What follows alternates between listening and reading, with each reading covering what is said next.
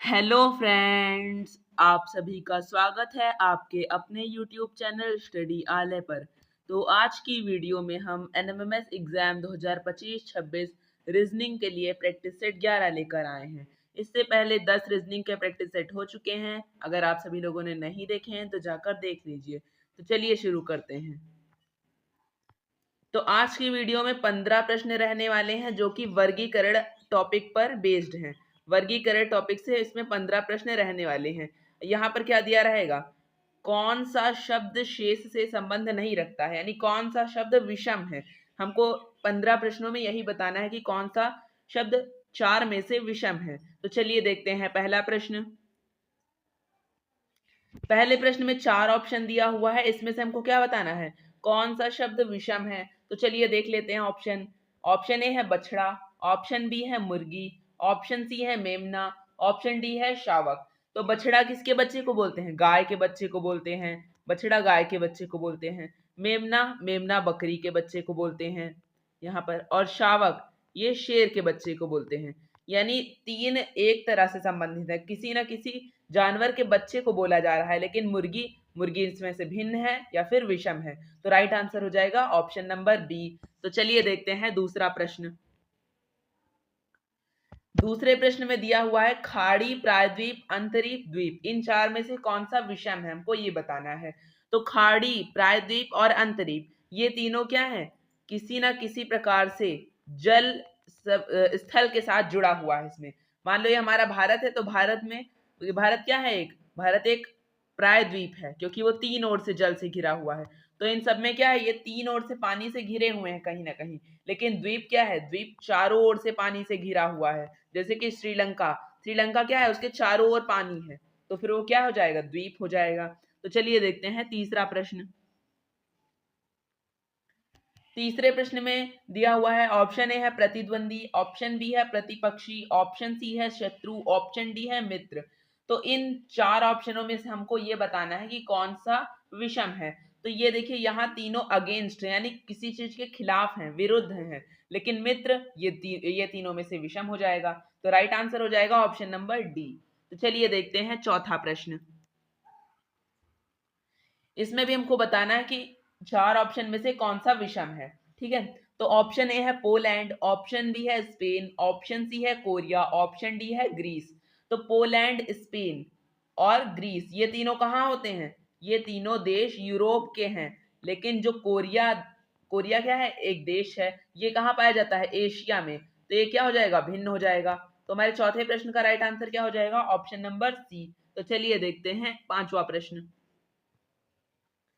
पांचवें प्रश्न में दिया हुआ है गिरगिट, मगरमच्छ, छिपकली, टिड्डी, इन चार में से हमको बताना है कि कौन सा विषम है।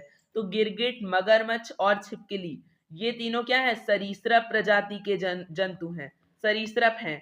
लेकिन टिड्डी ये क्या है, ये सरीसृप नहीं है, ये कीड़े मकोड़ों में आता है। तो राइट आंसर हो जाएगा ऑप्शन नंबर डी। तो चलिए देखते हैं छठा प्रश्न। छठे प्रश्न में दिया हुआ है option A mile, option B litre, option C centimetre, option D गज। तो इसमें हमको बताना है विषम कौन है।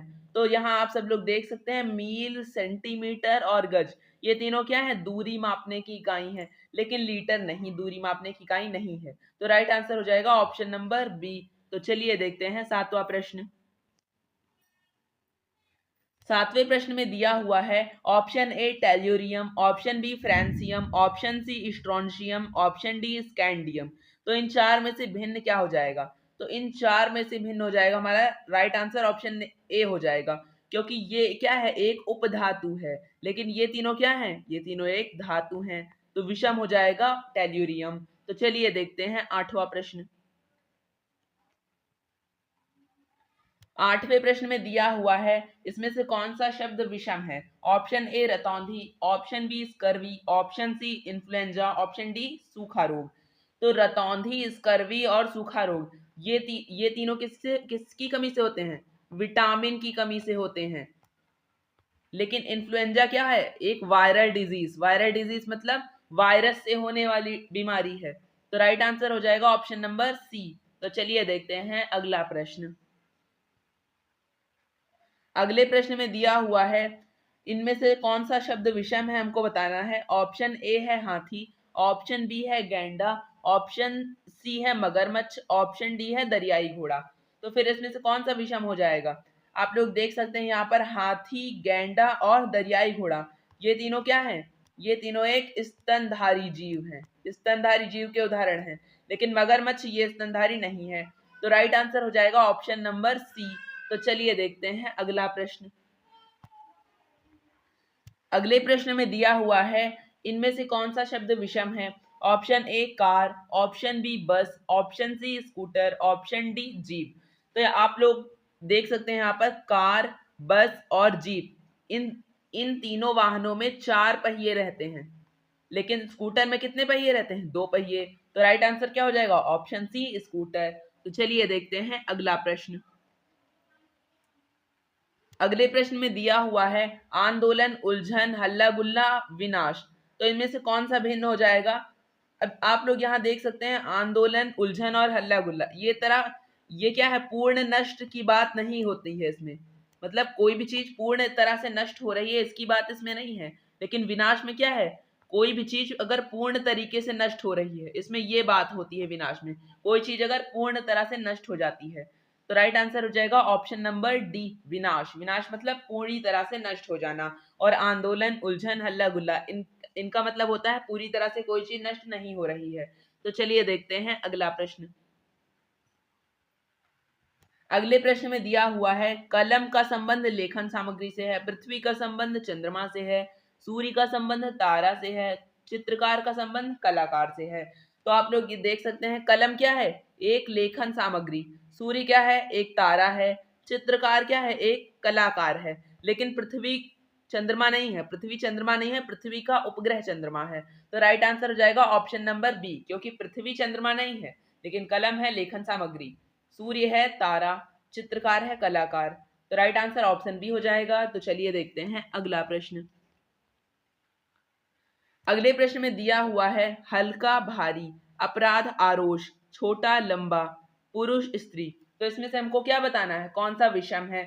तो आप लोग देख सकते हैं हल्का का विलोम क्या होता है, भारी, छोटा का विलोम होता है लंबा, पुरुष का विलोम होता है स्त्री, लेकिन अपराध का विलोम आरोष नहीं होता है। तो राइट आंसर हो जाएगा ऑप्शन नंबर बी। तो चलिए देखते हैं अगला प्रश्न।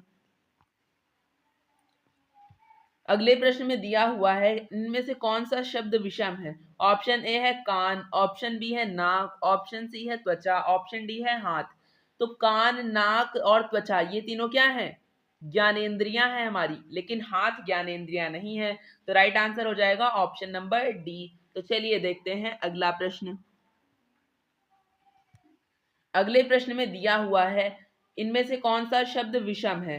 कठोर, कोमल, नोकदार, भोथरा, मीठा, खट्टा, लंबा, ऊंचा। तो यहाँ भी वही दिया हुआ है, कठोर का विलोम कोमल होता है, नोकदार का विलोम भोथरा होता है, मीठे का विलोम खट्टा होता है, लेकिन लंबे का विलोम ऊंचा नहीं होता है। तो राइट आंसर हमारा यही हो जाएगा, क्योंकि ये चारों ऑप्शन में से यही भिन्न है। तो अगर आप सभी लोगों को आज के रीजनिंग के 15 प्रश्न अच्छे लगे हैं तो आप लोग इस वीडियो को लाइक कर दीजिए और अपने दोस्तों के साथ शेयर कर दीजिए, और इस चैनल को सब्सक्राइब कर लीजिए, क्योंकि यहाँ पर एनएमएस की पूरी तैयारी होती है। Thanks for watching.